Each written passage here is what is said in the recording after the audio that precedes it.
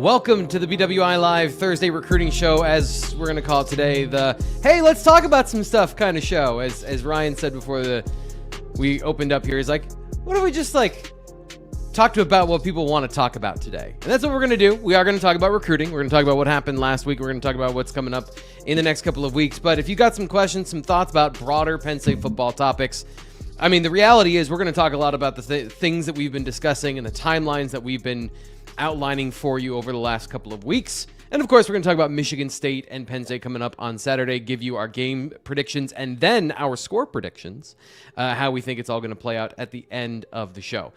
Joining me today, as always, on our recruiting show, recruiting reporter Ryan Snyder. Ryan, welcome to the show. As I just outlined and gave everybody the rundown for today, a lot of the heavy lifting on that end when it comes to recruiting is on your plate, and it's tough times out there for, I think, news that, there's obviously the news, but this time of year, we're usually talking about flip candidates for Penn State, the class coming together in the final home stretch. And none of those things apply right now. And it feels like there's just a holding pattern right now. Is that how you feel? Yeah. I mean, holding pattern is, we're getting closer to more exit point or crossroads, as I put it yesterday. We're getting to, everybody's kind of getting anxious, right? I know, they want to wait. I feel like a lot of people are thinking this is going to go past the early signing period. I don't think anyone really knows. I keep telling, I talk to parents and stuff that I could see it being right around that point.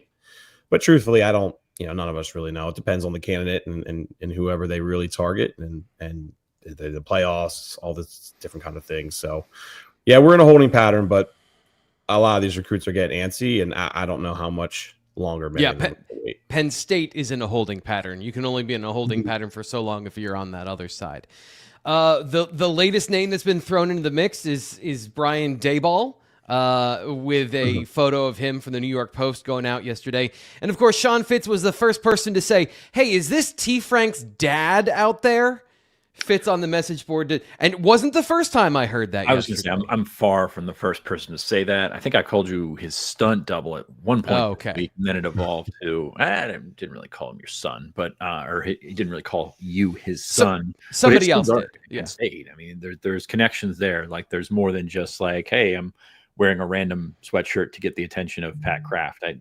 That's just insane, but that's where we're at collectively as a coaching search and as a fan base that's following this and just looking for every single crumb, looking for every kind of nugget that may be a nugget that's probably not a nugget, but I'll convince myself that it's a nugget. That's kind of how this works. But if you would like to avoid all that, we put up the hot board earlier this week. We've been talking about it. Nate just started his They Said It thread, which is kind of filtering out all the other conversation and doing what we do, which is trying to accurately depict what's going on in this search right now. It isn't easy, but we feel like we're doing a pretty good job of it. We encourage you to do the same.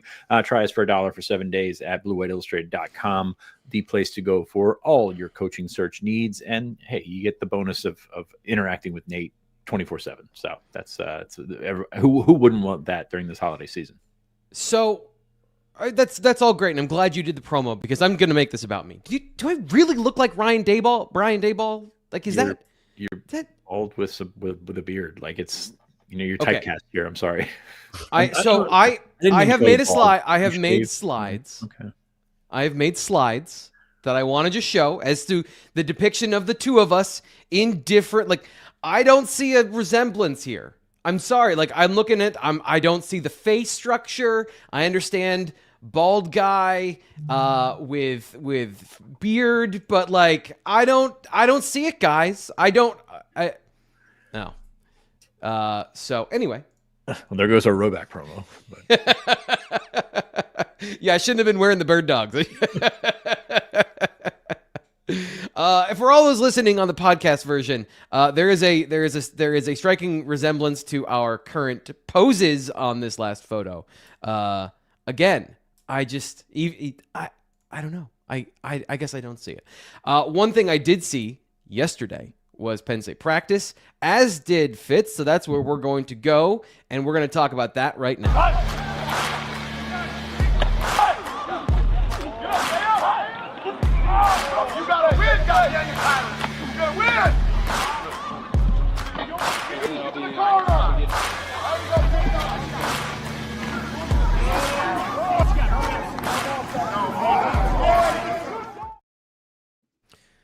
Well, yesterday was a interesting day for Penn State practice and our observations because it was a very short practice, and our viewing of practice is a percentage of a shortened practice. So we got even less yesterday inside Haluba Hall. Fitz and I were there, and as always, Fitz with the defense, I'm with the offense, and there's a little bit more crossover on days we're in Haluba Hall. But of course, Fitz, start with you. Observations from yesterday that you think are worthwhile from what you saw, or at least, that you want to talk about here on the show. It's going to be a short segment then, because it was a shortened segment of practice last night. We just got 2 periods, which was, really the punt block and the field goal block team looked spectacular. And that was 1 period, and then they switched to individual drills. So not much to take away from that, other than taking attendance. Of course, Chaz Coleman was the guy everybody was looking for when they walked in the building. We did not see Chaz Coleman there. Owen Wafel also missing. He's missed the last 2 weeks. Defensive tackle that was the transfer from Michigan. So a couple misses on the defensive line. Terry Smith said afterward that Chaz Coleman's still day today with an injury, and it's going to be one to watch going into East Lansing. Obviously, not a great sign if he's not at practice on Wednesday. So, which is really interesting because it's. And T. Frank will get into this later, but it's a team that he could probably feast on a little bit, considering the protection issues that Michigan State has had this year. So that was the big one that you kind of take away from that. Other than that, you've got a lot of typical drills. I don't know what else to say at this point in the season, other than the windows are small and there's not a ton to take away. And as we saw last week, that we can try and tell ourselves there's stuff happening that's not. So you're looking at a team that continues to prepare, and I think a team that's actually fine in terms of where they're at, considering that they're 3-6. Everything's got an asterisk on it that says 3-6 right now. But you take a look at how they've played in the last couple of weeks, and it's not really been a quitting bunch, which is good to see, because that's not going to happen everywhere. So not a ton from my defensive field. T. Frank, I'll turn it back over to you. Yeah, the biggest thing in the conversation over the last couple of weeks has been the backup quarterback position and situation. We've covered it before, but we got to see Liam Clifford up close taking snaps at quarterback, and he was taking all of the, and I'm going to call them second team reps, because what's happened is the first team and the second team are now just working with Ethan Grunkmeyer, and then the run-ons, the guys that are on the D squad are working with Clifford off to the side. Beckham Kritza was there and just watching. So, and they were working specifically on those read option handoffs. So there's no secret of, there is no backup quarterback. There is a backup Wildcat quarterback. There is Liam Clifford, who will come on the field and run a triple option. As far as I could tell, that's what the plan is going to be going forward. And it was interesting. I have some other thoughts, just generally watching them do their option drills, and it has nothing to do with the coaches or the players. To me, the interesting thing of when I watch the film, and the thing I'm most interested in is watching that drill, the option stimulus. You either go inside, go outside, right? Those are the 2 ways you're allowed to read the play. A lot of times, guys don't give even that kind of read. And I'm just looking at that drill going, but that doesn't look like what I see on film, where it's really tough to know which one you're supposed to use, inside or outside. McSorley, as you saw there, is given really clear signals. And that was just a random thought I had of like, I wonder if that's preparing them for what they see on the field. Yes, it's teaching them inside, outside of give or keep, but the drill itself, I was just curious about. And then from the receiver position, I think that's the other thing is everyone wants to know. Because they are in this situation without enough quarterbacks, they've kind of adapted practice. So Grunkmeyer's working with just the top receivers, and I think the game plan receivers, the guys they're going to play. Kobe Howard in that group, Tysier Denmark off to the side with the tight ends and the receivers, like the depth players, working on positional drills, working on specifics of like getting open versus press coverage and things like that. So there is a delineation, and I think everyone wants to know what's going on with Tysier Denmark. Kobe Howard is above that line. Tysier Denmark seems to be below that line. And to me, it's more about the position itself, because you've got Devontae Ross and you've got Trevor Pena and everybody else that lines up in the slot, which is where we've seen Tyser Denmark. Kobe Howard's an outside receiver, and they need more of those guys, and there's more opportunity there. So I'm not even totally convinced that it's a performance thing for Tyser Denmark. I think it's an opportunity thing and kind of how the depth chart works out. So those are the main things from practice that I saw on the offensive side. Kind of interesting, and I'm going to say kind of interesting as kind of the nuances of how things have changed, but still, as Fitz said, not a ton of in-depth information about like who, what, when, where. There's some more stuff that we wrote about over at BlueWhiteIllustrated.com, which of course you can go check out. I want to get into this next, which is our awesome sponsors. Wait, sorry, wrong one. There we go. Andy Ludicky at My Perfect Franchise. If you are somebody who has business skill and experience, you guys are just so deadpan. I'm looking at the windows and Ryan is just like totally just stone-faced out here. Trying to figure out who this 2030 kid who has just claimed a Penn State offer. Sorry, I'm working. Oh, sorry.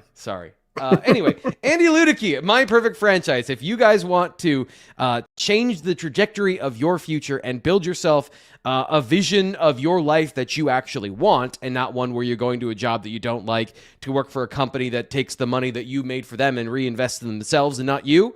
If you are in corporate middle management, maybe you want to check out Andy at myperfectfranchise.net. It's not for everybody. But if you're the person who fits the criteria of business experience, you have some savings that you could invest, and you have the portfolio of knowledge and kind of the timeline to do this, give them a call, because one of the best things you can do for your life is set yourself up for financial success in the future. So 404-973-9901. Andy at myperfectfranchise.net are the places that you can go and get in contact with him, or the Blue White Illustrated message board, because he's a big Penn State, he's a big recruiting fan, I should say. That's why he's a sponsor of the show. Big college football fan. He's been a part of the On3 Rivals Network since the inception. So he's just like you. College football nut. Even if you just want to go and talk about some football with him, I think he's a great guy. We've talked to him a bunch of times. We're all nerds about something. I'm a nerd about football tactics. He's a nerd about business, which that one's going to make him a little more money than me. And you want to listen to him, so you might get some of that advice as well. And the great thing is his service is 100% free to you to use. So go check him out. And there's no pressure for you to sign up, so you can just learn some information, which, that's always a good thing to have more knowledge. Also, today's show is brought to you by Ann Lusk and the people over at Lusk Associates Sotheby International Realty. They're known for delivering world-class service backed by trusted names and a commitment to excellence. If you live in the Harrisburg or York regions, Ann and her team are legendary at this point in terms of their ability to get you into the right house, to be able to close, give you the best possible service when you're trying to buy a new home or sell a home, because it is a major, nerve-wracking sort of experience. I was actually yesterday just looking at my mortgage balance, and then I woke up at 5:30 this morning. They are definitely not linked whatsoever. There is no interconnection between me not being able to sleep last night and looking at my mortgage. Don't put yourself in that situation. Put yourself in a positive situation. They're proud supporters of all things blue and white. Their knowledgeable team is detail-oriented, and they've got agents here in Happy Valley to help you with whatever you're looking for. And they can do anything from you buying your first home to buying luxury real estate, or if you're looking for an investment property, maybe you're looking for a house for your kids to live in, or for you to live in or visit when you come up for Penn State football games. All those things happen here in State College. So give them a call, 814-808-7588, or visit luskanassociates.com today. Lusk & Associates, Sotheby's International Realty, where experience meets excellence. Okay, Penn State recruiting news, Ryan.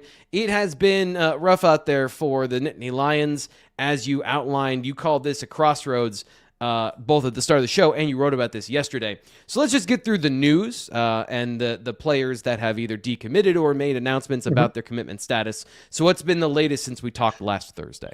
Yeah, well, down to 15 commitments now. Isaac Chukwuora goes to Miami.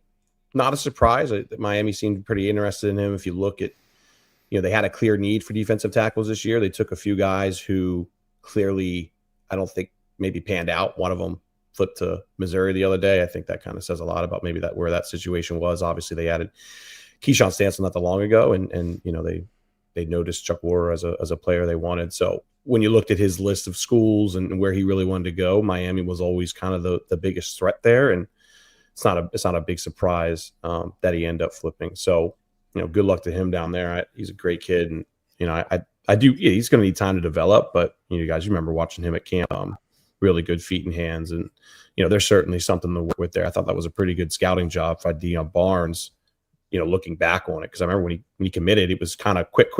I didn't really know much about him. And then getting to see him at he won MVP at all 22, and then certainly was a very good performer at one of Penn State's camps as well. So, that's a loss for sure, because he looked like somebody that would fit really well. It's, again, needs time to develop, but there were some skills there that you really like.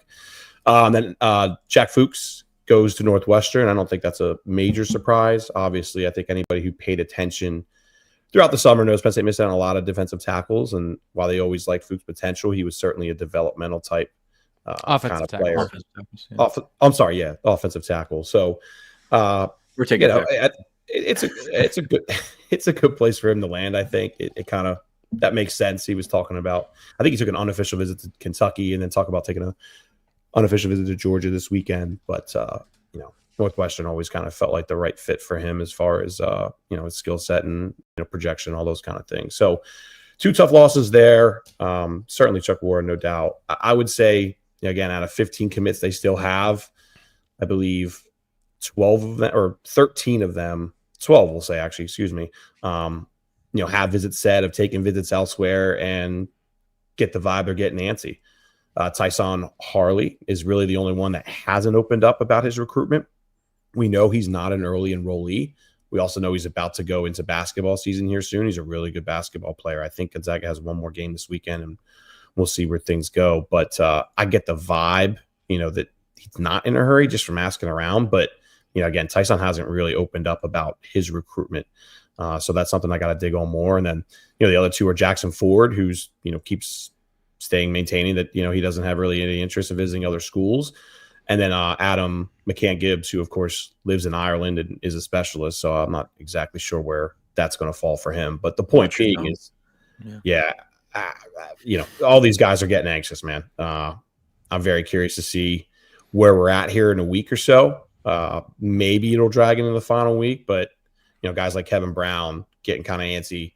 Messiah Mickens is talking about taking an official visit this weekend. I forget which one it was this weekend, but he's got a game on Saturday. So I'm expecting more midweeks. I kind of need to dig on that a little bit there, but we could go through the list all you want. There's Elijah Littlejohn. He's going to Georgia this weekend. This will be his second unofficial to Georgia.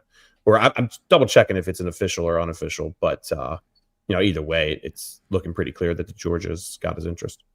Yeah, and he's a guy from North Carolina, so not even a regional player that might have those ties. I know, obviously, he seemed like he's very in Penn State, a strong commit at the time, but that was one that we were even talking about before when he committed, one that they were going to have to keep on, and that feels like, I guess it feels like nothing's changed about the timeline, Ryan. It's just the realities we discussed previously are now kind of coming to fruition about these guys wanting to make these decisions, and they've gone on some visits, and some of these guys are going on more visits.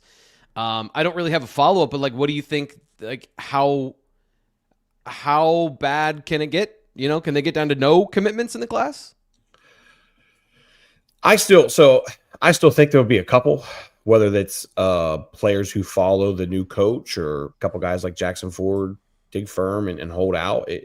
It's hard to say. I mean, when this all started, I looked at guys like Matt Sieg and Kevin Brown, even to some degree. And I mean, Marlon Bright's another good example. There are a couple guys that I think truly want to be at Penn State. I would even put David Davis in there if Terry Smith was certainly going to stick around, which, they got to get to the head coach first to figure out where things go. But I don't get the vibe that there's going to be many of these guys sticking around at this point. And they're getting very antsy, and as they should. I also think that there's some unrealisticness as far as when they thought a hire could be made or the information that would get out there. I always kind of expected this to go to right up to the early signing period. So, but I also understand if I was a parent of these players and I have other schools offering my kids, what would be hundreds of thousands of dollars over 4 years, some of them even getting that right off the bat, or at least 100,000 or so off the bat. I would be getting antsy too, because at the end of the day, wherever these guys end up, they feel that they can develop. And, when you're not promised what could be on the back end, you don't even promise whether the new coach would want you, which I still think the new coach would want a lot of these guys, but that's another topic, I guess. I understand why they'd be getting antsy and potentially thinking they're leaving hundreds of thousands of dollars on the board. And that was always going to be the thing. They don't have to sign. They could wait. But they're going to get pressured to the point, and the financial aspect of it all makes it a risk that many of them aren't going to want to take.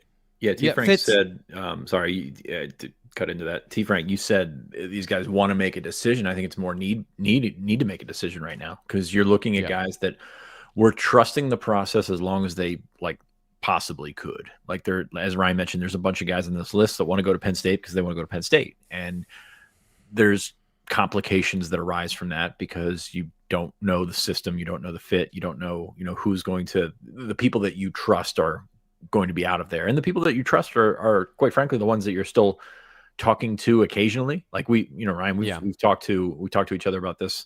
Not a ton of communication from the staff right now, and that's I think it's pretty natural, to be honest with you, because they don't know either, and they don't want to mislead these guys. But at the same time, it's going to naturally just sort of pull that apart, and you're gonna find these guys that we thought, like Matt Sieg, you mentioned Kevin Brown, Jackson Ford, Terry Wiggins, one guy just flipped to Miami, Isaac Chiguara. All these guys that we thought are pretty solid in terms of, hey, I want to go to Penn State because I want to go to Penn State. But you take variables out of the equation, and it matters. And now you've got guys like Matthew Lama, I think, is going to flip to Rutgers. So you've got very different situations and guys jumping on a spot to have a spot, basically. And that's whether or not it's the right decision, we'll know in 2 or 3 years, maybe sooner for some people.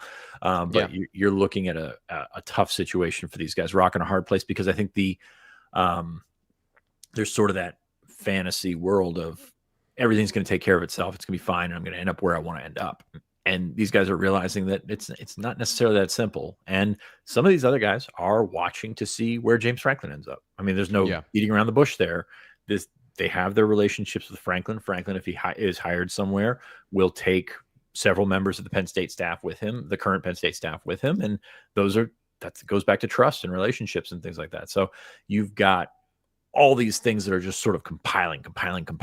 And now you're 13 days into November, and it's just like, I got less than a month before I have to sign, which I don't have to sign, but I have to sign.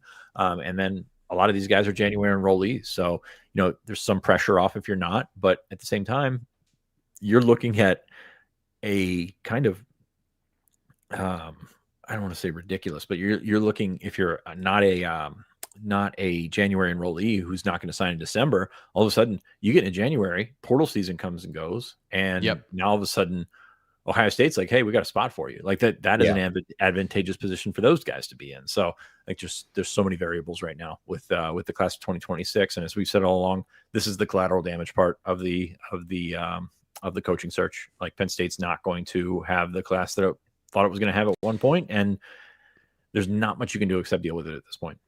So there's two things I want to get to after that, but I want to rewind to something that kind of stems off this of these guys want to make decisions because, they need to find a spot in security. And we've talked about, like, people don't like ambiguity. People don't like to be unsettled. But there does come a certain point, I would imagine, where the opportunity at Penn State, there's an equilibrium here where the opportunity to be on Penn State's committed roster does give you an advantage, because the coach has to take some players, right? Like, they can't come in, and if all 16 of these players were stayed committed to Penn State, and the new coach isn't going to go, you know what, I'm not interested in any of you. I imagine that the talent here, as we've talked about, is good, and there are obviously players that could go and get better offers, and they would get, or I shouldn't say better, comparable school commitments. But I guess that, to me, like, there does seem to be a certain water table that once it reaches kind of an equilibrium, this might prevent that from happening. And part of that will be when James Franklin does find a new spot, I imagine, and that we can kind of figure out what the certainties are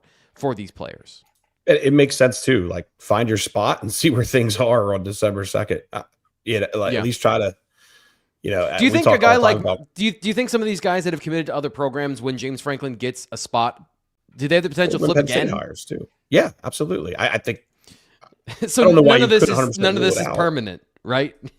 Until they sign. No, not. I mean, Yeah. And then when they sign, then they, yeah, and even when they sign, that's true. I mean, we've seen a lot of guys get out of their term contract or term sheets, we call them now. But I think these guys are doing the right move at the moment, and try to find your spot. And if you do have a wiggle room there, whether it be where James ends up or whether it be when Penn State hires and their staff gets in touch with you, and if you have maybe a day or two to kind of figure it out, sure, it's certainly possible. But I don't think it's, again, when I'm looking at these 15 guys who are still committed, I don't. There's not too many guys on here. I'll circle maybe Jackson Ford to some degree because he's, but even like Peterson, like, was pretty firm. I want to hold Penn State. Now he's certainly talking to other schools. So just feels like it's kind of inevitable that to some degree, all these guys are going to have to find an option here in the next couple of weeks. And if you think many of them are going to stick around, I think you're going to be upset because I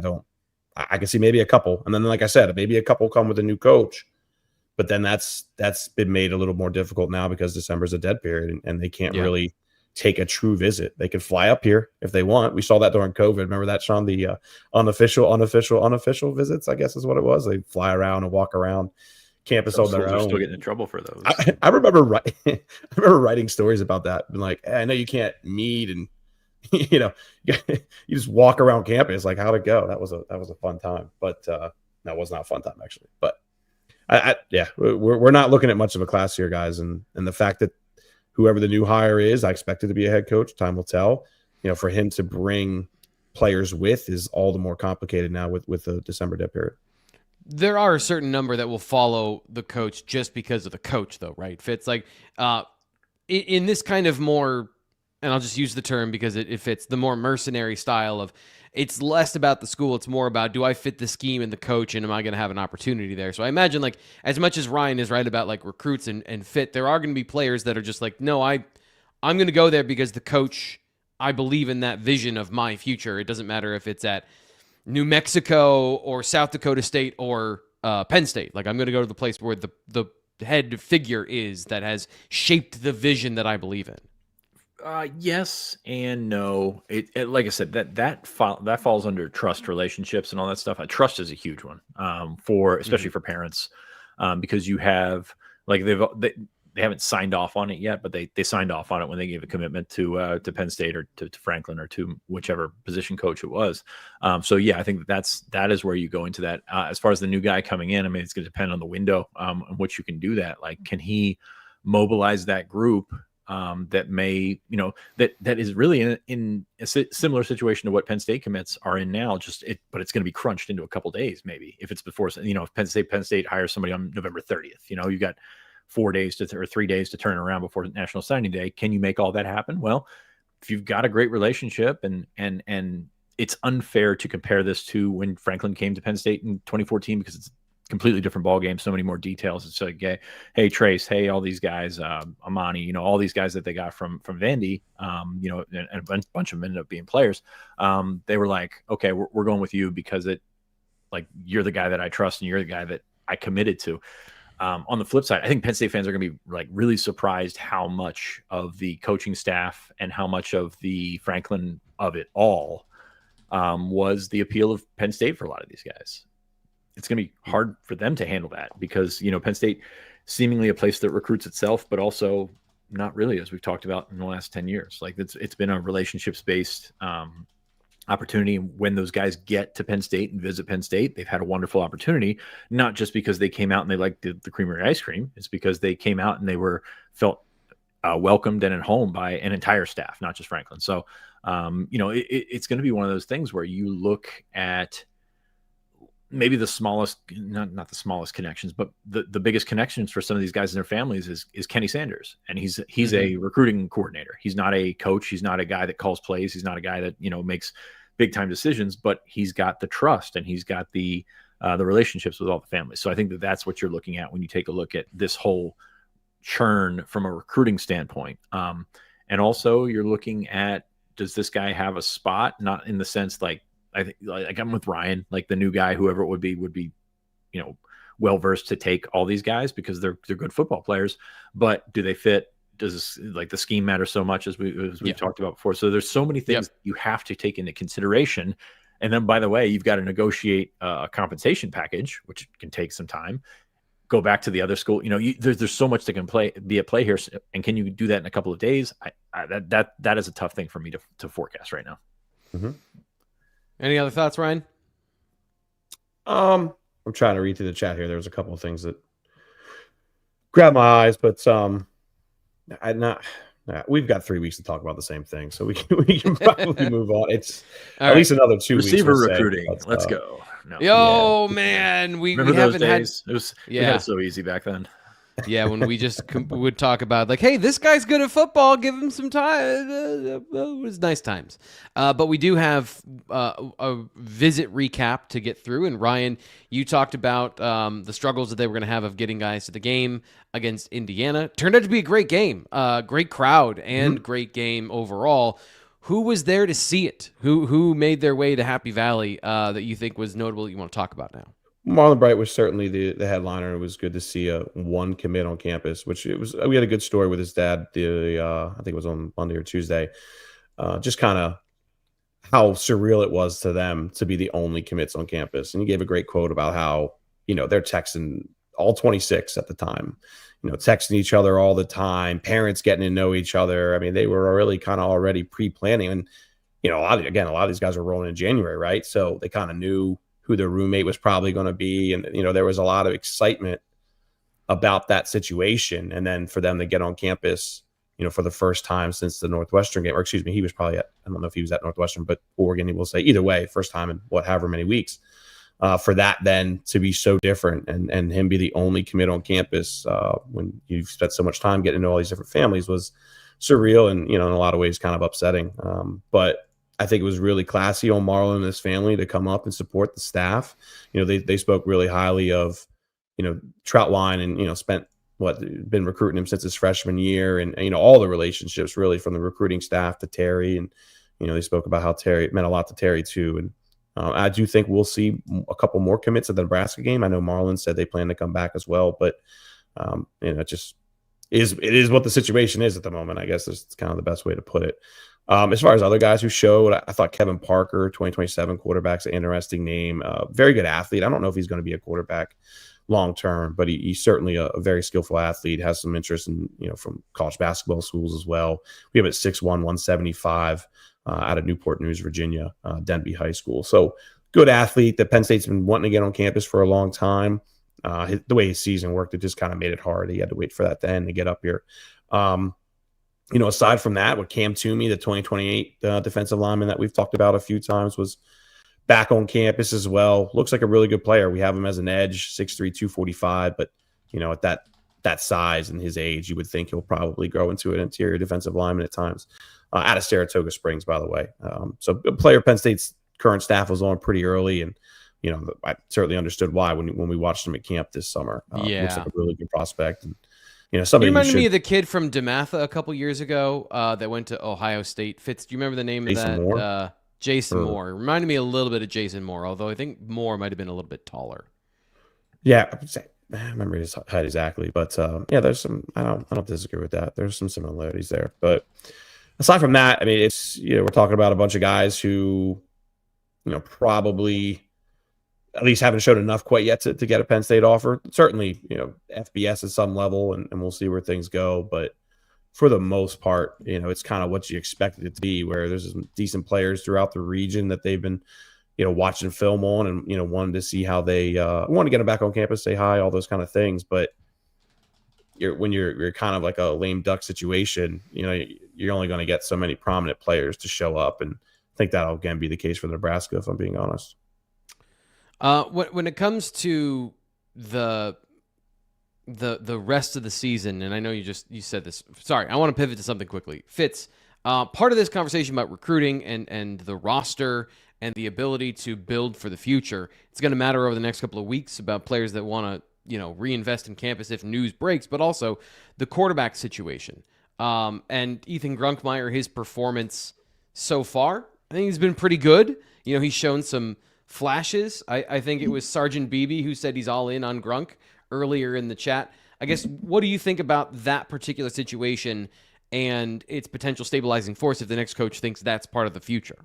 Yeah, I'm very curious to, first off, see what the chat says about Grunk, because I from what I viewed all over the place, and that's our site, Twitter, whatever it might be, it seems pretty split about what's going on. And I think I agree with T-Frank. I agree with you. I think he's been solid. Like, I understand what he's up against, understand what he's, the defenses that he's been asked to play against, and he's held his own. And that's why I'm excited for this weekend, because I'm really curious to see, like, what is, I don't want to say when he's not underwater. What's that? When he's not underwater? Yeah. Like when he's not being on a full frontal assault by a top 10 team? Right. And also with the expectations of, like, oh, this guy's got to be a star right away, which I think some people have kind of jumped into, because, we've seen some guys have success across college football at a young age. And it's just like, okay, well, flip the switch, it's gone. And it's obviously not that easy.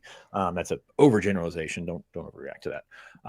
But I'm encouraged by what I've seen from Grunk so far, in terms of him handling things. And it looks much better than, I forget which game. Was that the Northwestern game where he went in right after the Aller injury and just, like, deer in the headlights type thing. But I think he's done a lot of growing over the last month, and I think that should be commended. Where it goes from there, in terms of a coaching change, couple of layers to that, because if he plays well over the next 3 weeks, he's going to have a market. Like, there's going to be schools out there that are like, oh, this guy's got something to him, and they will accurately portray the first 3 games that he was against top competition, and go from there, and then look at kind of, I don't want to say what it's like when it gets easier, but the next 3 weeks are clearly not the last 3 weeks. So I'm very curious to see what his market is going to be, what his aggressiveness is going to be for getting out of Penn State to take a look at that market. He's got an agent, and they'll be active in that, as they should be, because the next guy that's going to come in is probably going to bring in 1 or 2 of his own guys and go out to the portal and find something else as well. When you're taking a look at this quarterback room, even if Franklin stayed, it was going to be a rebuild. It was going to be a situation where Smolik, would probably have checked out his options. Kritza, you're not sure that what you've got there. So you needed something to add to it regardless, whether that be a top line starter or a guy that come in and compete with Grunkmeyer. But now you're just kind of looking at blowing the entire thing up. And I'm very curious to see where that's going to go, because if you bring in a guy that has a guy, okay, that is one thing. But if you bring in a guy that, is maybe between quarterbacks right now, or, if he stayed at his current job, would have to break in a new starter next year, then all of a sudden it's like, okay, well, this is kind of interesting to take a look at. So fascinating subplot here over the next couple of months, because Grunkmeyer, I think, has played his way into, oh, that's curious. I'm curious about that for a lot of college coaches, and that's going to be probably advantageous to him. Does it mean that he's going to be one of these guys that goes out and gets $2 million to start somewhere? Probably not. But at the same time, quarterback recruiting and quarterback portaling is pretty bleeping crazy right now. So encouraged to see how he does in the next couple of weeks from a football standpoint, but also from a dynamic room standpoint. Before you jump in here, Ryan, just for the podcast audience, I'm putting up Ethan Grunkmeyer's pedigree, which I think for some people, his rise was so quick that they missed or forgot the fact that he was an Elite 11 finalist, with players like C.J. Carr starting at Notre Dame, Julian Sayin starting at Alabama, other guys like Luke Kromenhoek, who Penn State was interested in at Florida State. Dylan Raiola was in that group as well. So he was among the most talented quarterbacks in the country in that particular group. So just wanted to put that out there. What were you going to? He was top 10 by everybody basically at the position. I think maybe at the time Rivals had him a little outside of that, but he was right on the edge of being a top 100 player too. So Grunk certainly had a great pedigree.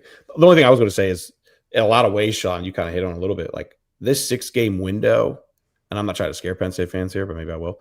This 6-game window is a perfect audition for schools to scout this guy, because they saw the 3 most, some of the 3 most difficult opponents he can have.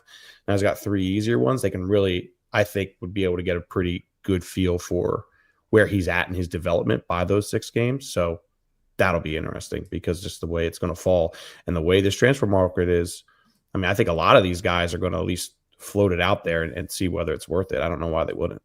And to add to that, I'm very curious how this, entire quarterback dynamic in college football is going to work with James Franklin's next job, because he does not have a good reputation in terms of quarterbacks.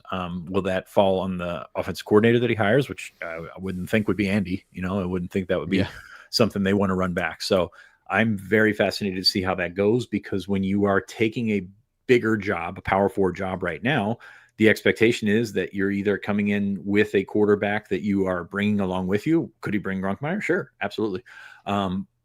But more likely he would have to go out and essentially shop for a quarterback and spend a bunch of money up front. As I talked about, Pat Kraft maybe overcompensating with money on the front end of whoever the next coach is here. You almost have to, if you're James Franklin, go out and overcompensate with one of the top quarterbacks in the portal. And that's going to be a tough sell, given what the reputation is. But also, if he's got the collection to do so, if he's passed around the plate enough, it might not matter.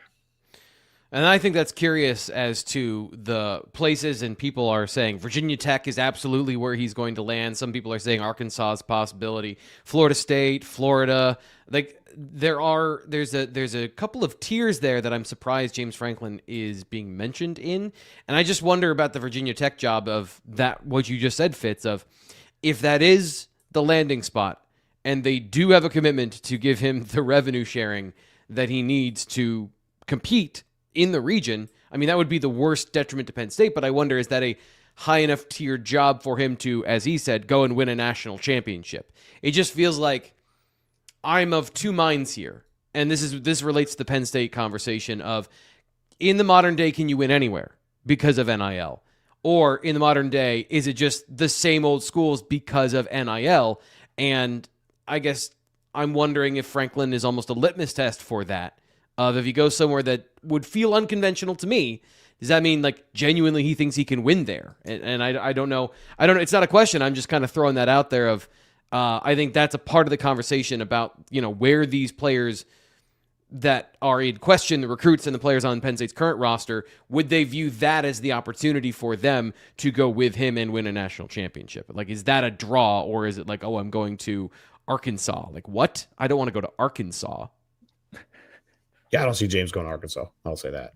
Right. That'd be interesting. I think Val-Tech does make a lot of sense for him, right? You get away from the Ohio States and some of the schools that have, hurt your reputation. But also that's why I don't think Arkansas or Auburn make a whole lot of sense either, which, again, Virginia Techs of the world kind of do make a good landing spot. So just the ACC, like the benefit of the ACC? Well, it just, to some degree, yes. I mean, we could talk about maybe some of the Big 12 jobs are open. I guess to some degree it's similar, but at the same time, the relationships he's built in the region and all that, like, they remain very strong. You would think he'd be able to hit the ground running better there than like out of Oklahoma State or something like that. And some of the stuff that he's worked against at Penn State are there at Virginia Tech. So he's got to probably got an idea of what the outlying issues could be there, which he knows Brent Pry pretty well. It's not like he couldn't figure that out. Yeah, that's what I was trying to say. He's got a guy, which it would be fascinating to me if they could hire Brent Pry as a defensive coordinator. And I don't know how that would go over with Pry. I don't know how that would go over with everyone.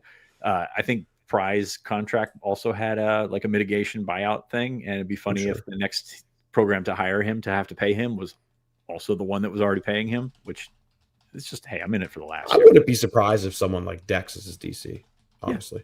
Yeah. I think it makes a lot of sense. I mean, the OC thing is fascinating to me. It's just kind of looking at how this, death knocking on doors meme type thing has been for OCs in the last couple of coaches that have come through here. It's not easy, man. It's not easy. And yeah, the ACC, like, I do think that moving to the ACC would help in that regard. It opens some things up on offense, just like Andy coming from the Big 12, like that was more open offense situation. So yeah, maybe you got a shot there. And again, go back to the thing that I started this coaching search, which we don't have an idea of how successful a guy will or won't be at his new spot or at his next spot or whatever we want to say, just because a lot of this stuff is so incredibly football, and that's why we love it. Right, T. Frank? Yeah, for sure. Sorry, I was trying to hopefully put a cap on a conversation we're having in the chat that I don't know is totally appropriate to be having here on the show. I understand that there's some merit to it, but maybe we don't want to have that conversation here and now in this forum. So let's get into our game preview, which is Penn State, Michigan State, coming up at 3:30 on Saturday. 12:30 is our airtime on the Blue White Illustrated YouTube channel and 99.5 The Bus for the Penn State Football Tailgate Show. We're going to be going over that for 90 minutes, and of course, we're going to end the show here talking about Penn State, Michigan State. It is the thing that is closest in the windshield. As much as we've been looking at the future, we've been looking off into the side to see what everyone else's house looks like. Penn State needs to win this game for all those things that we just talked about to be relevant, in terms of Grunkemeyer, the future of the program, et cetera, et cetera, et cetera. So let's talk about it. Michigan State is a really interesting team. I want to just dive into the quarterback conversation. How do you think they're going to play with their two quarterbacks they've played so far this year, Ryan? Do you have any sort of feel for what you've seen out of the two? Aiden Childs, right, is the starter? No. I mean, last week, Alessio, I'm not exactly sure how to pronounce his last name. So that's why I wanted to start with Aiden. No, I understand. Yeah. I just the season-long starter, and then I was terrified of saying the last name of Alessio. Look, the kid went 20 for 28 last week for 311. That's pretty good in your first true start. I know he was sacked, but 7 times. It was a big number.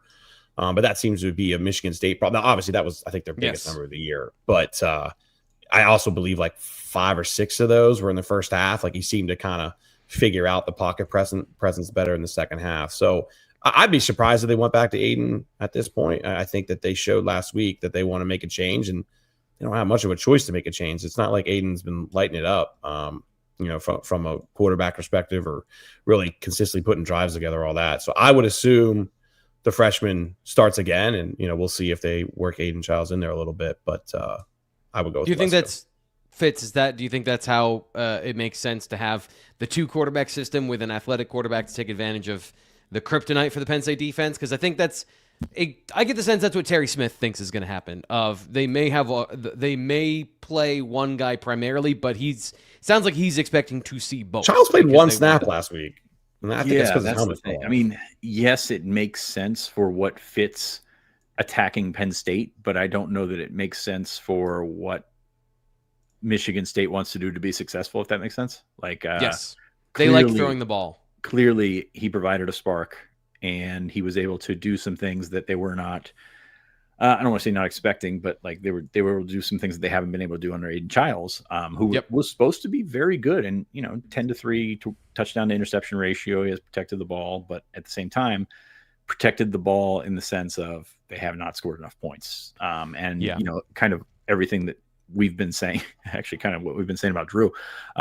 You're looking at an opportunity for them to maybe give a jump start with a guy that's maybe not as dynamic, but also can make those throws and can make those plays kind of come together. And I don't know which direction they're going to go to. It's just so funny looking at like the stats, because Milosevic, I can't even. I wasn't even close. Milivojevic, I think is. I've been practicing. Thank you. 64% of his completions, with Aiden Childs at 63. But those numbers don't always tell the complete story. So no, I'm very. Can I give you one that I find interesting between the two of them? I'd love to hear your interesting stat. Yes. Yeah. So under pressure, when actually pressured, Aiden Childs' completion percentage is 38%. Milivojevic, he obviously coming in for one game starting and then playing in some blowouts. His completion percentage under pressure is 78.9%. To me, that's the biggest difference, is his play under pressure has actually been better than when he's been kept clean. Now, that is not sustainable, but at the same time, that's what that spark was, where, he took some sacks. He took a lot of sacks, but at the same time, he was also getting the ball to what is a very talented receiver room. And that's kind of the thing that I've noticed, is they're trying to unlock that passing attack as much as maybe, all Big Ten teams want to run the football because masculinity and ball control. Like, they brought together what they thought was a really good passing unit, and they have not been able to access it for most of the year. He was able to do that in this past game. They still lost, but that is, at least they were closer, I guess. What's overtime too, and it's tough going to Minnesota. I mean, they certainly played better with that kid, which is why I'd be shocked if they went away from him. I don't think it makes sense.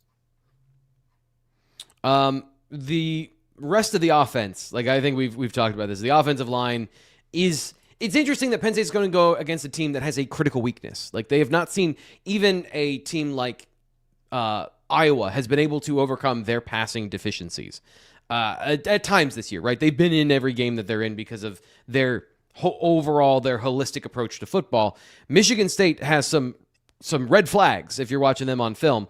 And so I guess if we go to the rest of the team, do you think Penn State's going to be able to stop the run this week? I asked Terry Smith about it, and he said, like, yeah, our run defense has gotten better gap accountability. I think they've gotten better into double teams. They figured out how to use the front a little bit better in terms of personnel and their fit with how they're using them. And this feels like a week where is it possible to get a dominant defensive performance out of the defensive line? Fitz, do you think? Dominant? I'm still iffy on that, because you look at the issues that they've had this year and last year notwithstanding. I think a lot of that came from the pressures that they were able to sort of drum up and bring off the edge, and it opened up some things. Also, I still think Zane Duran's playing hard. I still think, we saw more of Denai Dennis Sutton playing hard last week. So you've got some guys that are maybe clicking a little bit more. Dominant might be a stretch. But at the same time, we're watching 2, 3, and 6 teams right now. So I think we're kind of throwing dominance and all that kind of stuff out the window. So yeah, they've got an opportunity to do so. More so than any game in recent memory, any game in the last month or so. Getting these guys off schedule will make a big difference, because you look at the pass protection issues that they've had recently and the pass protection issues they've had all along. And yeah, it makes a difference. And if you have a running quarterback, we've seen it. It's burned Penn State quite a bit. And if you don't, that kind of helps. It plays into things. I mean, Fernando Mendoza is not a runner, but Penn State did a nice job, except a couple of plays when he squirted it away. So that's what I'm looking at with Penn State's defensive line. I think they can have a productive day. I don't know about overly dominant. This is where it helps having a guy like Zariah Fisher, who I thought played well last week as well. And has an opportunity to sort of be bigger up front and make up for the lack of size they have in the interior with a pretty good group on the edges. And I think, listening to Jonathan Smith, they really, really respect Penn State's edge players, and I'm curious to see how Penn State is going to line them up. And if you can get Coleman back, that'd be wonderful, but how you can line those guys up and sort of go after and play off of one another, which is something we hadn't seen really prior to last week. Ryan, I'm not moving off this. Am I the only one that thinks Penn State could have a really strong day on the ground and get after him, even if they have to blitz? I'm not saying that they're going to get after him with 4, but is that something you think is possible given what you've seen of Michigan State? As long as the DBs can shut down Nick Marsh and who's the other one? Is it Owen Kelly, I believe? Omari Kelly? Omari, yeah. I mean, they're the two. We're talking about their passing attack, right? Like, it is primarily rolled through those two. And Nick Marsh is good. He's going to get his catches. He's not Jeremiah Smith good. Some of the guys we've seen at Ohio State. But Penn State's DBs are going to have a challenge there. So as long as they can keep those two somewhat in check, I don't see why they can't. But all you need is a handful of deep throws. We kind of saw Elliott Washington get sat last week when Indiana had that deep ball that resulted in a touchdown. So you get a couple of those mixed in there, and that really opens things up. Just like Penn State getting a long run from Nick Singleton helped open things up for Gronkmeyer. So it's hard to say. I think both outcomes are absolutely possible. But to me, it just starts with whether it's AJ Harris, whether it's AC, whomever it may be, they got to have a quality day against Nick Marsh and not allow those deep balls. That's, to me, that's a big matchup. AJ Harris, Nick Marsh, that's a big matchup in this game, because if you want to blitz, you are going to be giving them some opportunities. The other guy that played really well in this last game but hasn't been on the field a whole lot, but I think he's really fast, Rodney Bullard, number 3, slot receiver. I think in the last game he had almost all of his yards this year. 4 catches for 102 yards and a touchdown. He had 1 catch before that, so it's a very limited sample size. I'm not saying that that's going to show up again this week, but if they could get 3 players out there productive in creating those threats against Penn State secondary, who we think is good still, I think. We still think they're good. Safeties have done well. I think their cornerbacks have been a bit of a disappointment. That's how I would go with these. All right. Let's talk. By the way, Bullard, go for it. It makes sense why Bullard would have a great showing. I mean, they have a new quarterback in there, right? Slot receiver. Yep. A lot of quicker dink and dunks. I didn't watch the full game, but I did watch some of it, and that's where a good chunk of those. I think he had 4 receptions. I think 2 or 3 of them were pretty good yards after catch, I believe. So it makes sense. Yeah. So you're saying they got a tackle? Yes, that's what's another that? Point. Yes, You're saying they've got a tackle. Interesting. Yes, tackle in space is very important for this team. And breaking tackles, something that I think Nick Singleton, we haven't talked enough about this. Nick Singleton broke tackles last week and saw the field. I broke it down on the Blue White Illustrated message board and in my film analysis. I thought it was a really good step for him. The light came on. It wasn't just luck. There were things he was doing that I saw of he cut back on multiple plays. He didn't try to just run to the sideline when he was in open space. He got a touchdown because he saw where the block was and then cut. And I wanted to, like, I really wanted to encourage that because that was really quality football from him. Good job, buddy. That's what I know. I'm trying to, like, not do that, but also do that. Yes, that's because, like, that's what you want him to do. That's the thing he's been missing. And I just, like, we're somewhere between he's back and I absolutely don't trust that's going to show up again. So where are you guys in terms of Nick Singleton? He's back, or I don't trust that to show up week to week. Ryan, what do you think? I think we can feel. I mean, just look at the opponents moving forward, right? Look at the momentum he's gaining. Like, there's no reason to think he can't keep that momentum. He didn't do it against FIU, and so, like, you know, the opponent level and it was has been part of it. Shitty start to the year, no doubt. Yeah, we'll say it. But he's gaining momentum, and there's no reason to think that he can't keep that going, as long as they keep feeding the block and finds a couple holes and really actually accelerates through it and all those kind of things, which, that was a struggle for him. We watched that multiple times in those first couple of games where it's like he just didn't take the hole when he needed to take the hole. But now he's finding that momentum a little bit. So I don't see why he couldn't keep it going against Michigan State. Whether that's how it plays out for the 3 next games, time will tell. But yeah, I think he's there. I think he's certainly playing better, man, no doubt. Yeah. Fitz, what do you think? Yeah, I think he's got a shot. Just keep him in space, keep those things open up. And, I do think throwing down the field makes a difference because it takes a safety and puts him in a different spot. And, who makes more tackles or who has more tackles against safeties?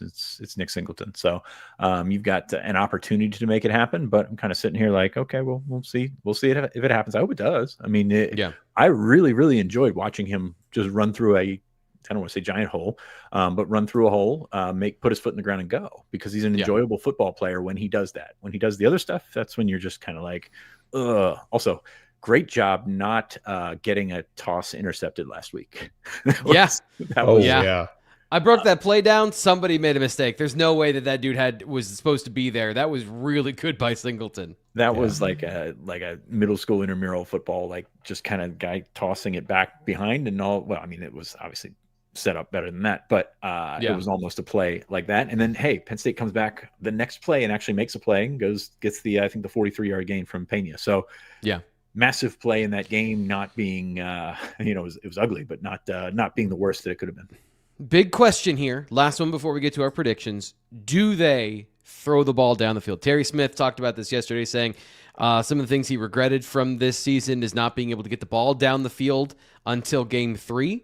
And then explained his reasons why. If you want to go and hear those, he said that yesterday. You can hear that on the Blue White Illustrated YouTube channel during the head coach press conference feed. You can check that out of what he said last night. But we won't get into all of it. But he did say it has been a reoccurring theme.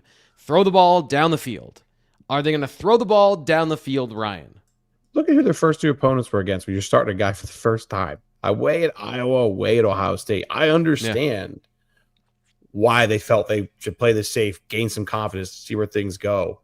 Obviously, it didn't really work out that way in a lot of those first 2 games. But what were they down last week? Were they down 13 at one point, I believe? Yeah. Somewhere in that ballpark. I mean, you kind of had no choice at that point but to really start letting things go, and I think it helped them. But I also I understand the whole earlier in the year with Aller thing, but I also think people have been a little harsh on the Iowa-Ohio State game plans and thinking that you just gotta wing it with the kid and destroy his confidence against 2 excellent defenses on the road right off the bat.